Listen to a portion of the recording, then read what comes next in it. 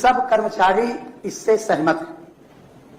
मुझे नहीं लगता अगर वो सहमत होते तो पुरानी पेंशन को लेकर के इतने बड़े बड़े आंदोलन धरना प्रदर्शन हो रहे हैं। एक बात तो ये असत्य वाचन है कि सब सहमत है। आप किसी को जबरदस्ती बांध के मारिए और फिर कहिए कि ये बहुत बर्दाश्त करता है, ये तो ऐसी स्थिति में सरकार काम कर रही है। तो माननीय सभापति तो एक मिनट में पूछिए। और दूसरी बात जब अप्रैल 2004 में केंद्र में माननीय अटल बिहारी वाजपेयी जी की सरकार थी, उस समय जब नई पेंशन व्यवस्था लागू की गई तो उसमें गुमराह किया गया कि 10% कर्मचारी का 10% हमारा, और ये इतनी फायदेमंद स्कीम है कि इससे कर्मचारियों को बहुत लाभ होगा।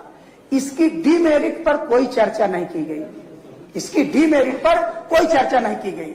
जब समाजवादी पार्टी की सरकार बनी, जैसे अभी माननीय मंत्री जी कह रहे थे, माननीय सभापति महोदय, समाजवादी पार्टी के घोषणा पत्र में स्पष्ट उल्लेख किया गया कि समाजवादी पार्टी की सरकार जैसे ही बनती है हम पुरानी व्यवस्था को बहाल करेंगे। मैं ये नहीं, अगर माननीय सभापति महोदय, माननीय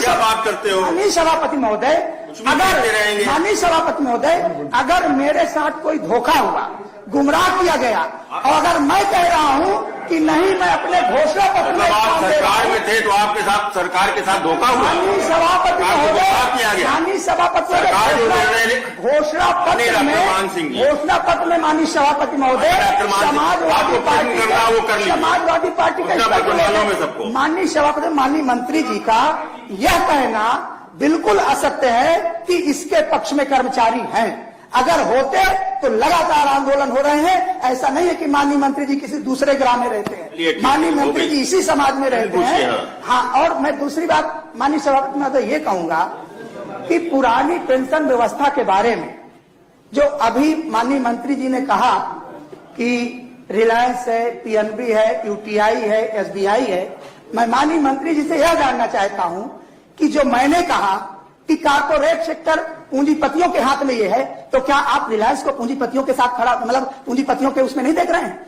माननीय मंत्री जी, ये इस तरह का असत्य वाचन कि हम सर्वहित में कर रहे हैं, ये गलत है। पुरानी पेंशन व्यवस्था को खत्म करना, नई पेंशन व्यवस्था को लागू करना, ये पूंजीपतियों की सिर्फ और सिर्फ तिजोरी भरने का काम कर रही है सरकार।